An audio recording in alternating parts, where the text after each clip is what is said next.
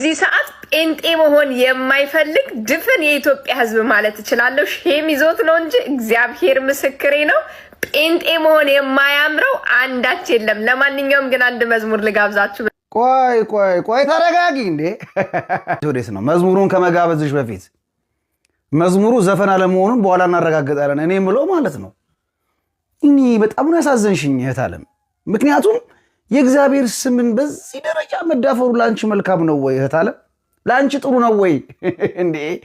የባልንጀራሽ የቆሎፈጅሽ ስም እኮ አይደለም ይሄ፣ የገና ነው የእግዚአብሔር አምላክ ስም ነው።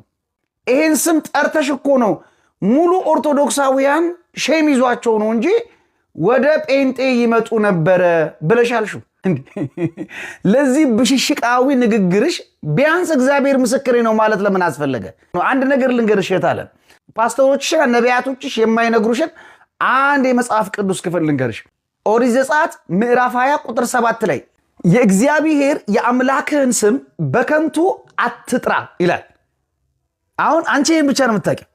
ከዚሁ ዝቅ ብሎ ሌላኛው ምዕራፍ ላይ ሳይሄድ አንድ በጣም የሚያስፈራ ቃል አለ። ምን መሰለሽ የሚለው እህቴ?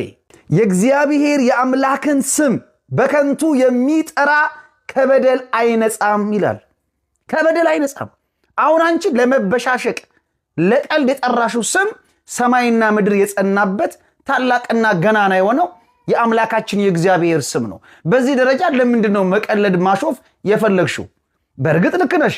ነቢያቶቻችሁ የሚያደርጉት ነገር እኮ ያሸማቀቃል። እንኳን ለእናንተ ለእኛ ራሱ ያሸማቅቃል። ፓስተሮቻችሁ በየገዝተውሱ በየምናምን የሚደረገውን ነገር ታውቂዋለሽ። ይሄ ሼም ነው። በመጨረሻ የጋበዘችን መዝሙር። ለማንኛውም ግን አንድ መዝሙር ልጋብዛችሁ በዚሁ አጋጣሚ። ጠላቶች ቁጣ በነደደ ጊዜ ቻዩ ያልፋል ይቻለኒ መልካም የሰው ፊት ሲጠቁር ጊዜ ሲለውጥ ስለኔ መልካም አንተለኔ መልካም ላይ በተነሱ ፊት መዝሙር መስሏት ነው የጋበዘችን። አታውቅም። የዋናት ዘፈን ነው። ከሚኪ ነው ቧርገው ግጥሟን ቀይረው ይተዋዋለሁ። አንድ ልጨምር።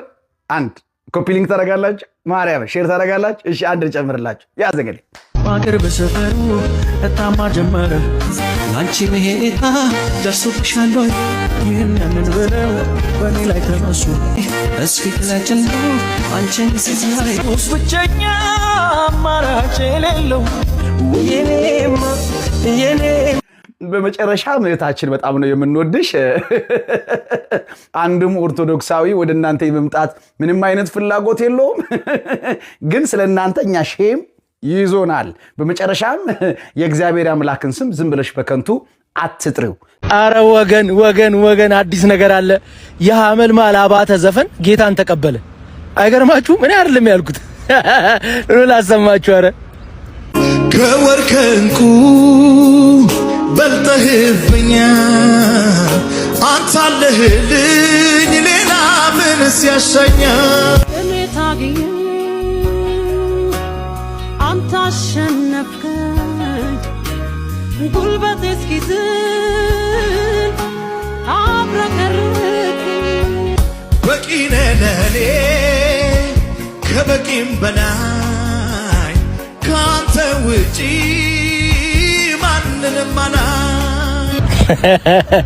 ዘፍሙር ይላል አባቴ። ያው እንግዲህ እንደሰማችሁት ነው። ዘፈኖች ባይዘዌ ጌታን እየተቀበሉ ነው። ዘፍሙር ይባላሉ በሌላ አጠራራቸው። ዘፍሙር እያዳመጣችሁ ጋብዣችኋል። የተወደደ ወንድማችን መምህር ዘላለም ከክርስቶስ ጋር መኖር ጀምሯል። ይህ ምንኛ ያስደንቃል።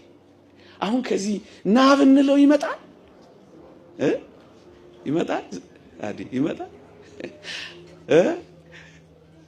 ራሷ መምህር አድነው ቢለ አይመጣም።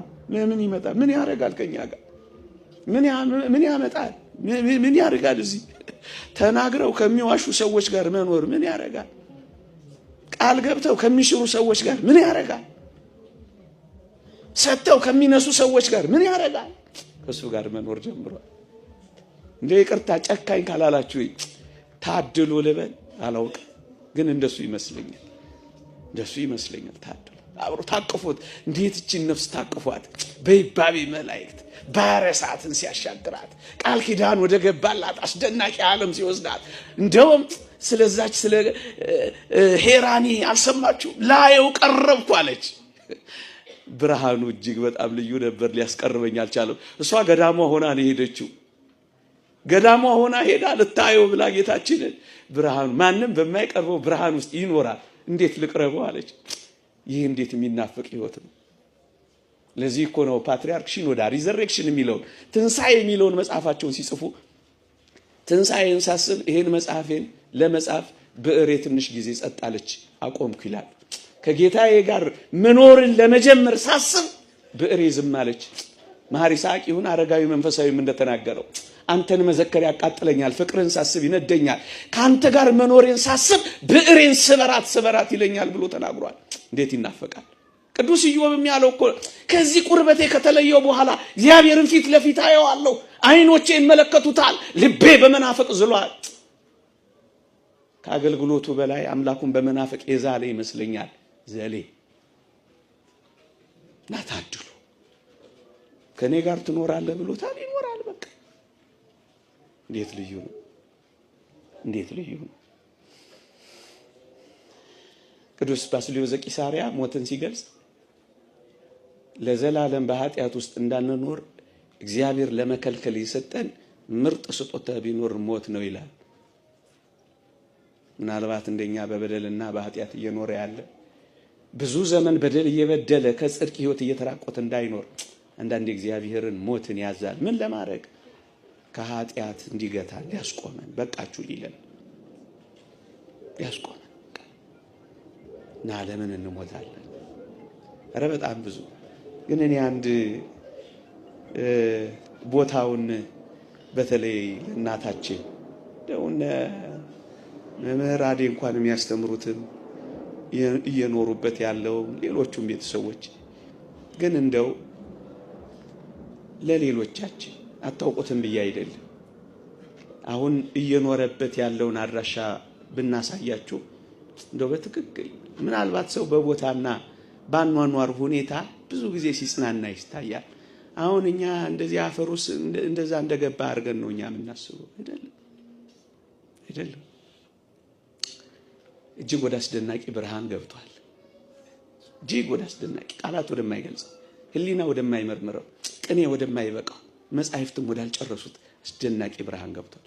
የብርሃን ጎርፍ ወዳለበት ስላየን ስለ አሜን ጌታ አንተ ፈቃድ ይሁን አትሻም መካሪ ስትሰራ ስትፈውስ ስለሆነ ሁሉ ደግሞም በሚሆነው ስለሆነ ሁሉ ደግሞም በሚሆነው ስራ ትክክል አሜን ጌታ አንተ ፈቃድ ይሁን አትሻም መካሪ ስትሰራ ስትፈውስ ስለሆነ ሁሉ ደግሞም በሚሆነው ስለሆነ ሁሉ ደግሞም በሚሆነው ስራ ትክክል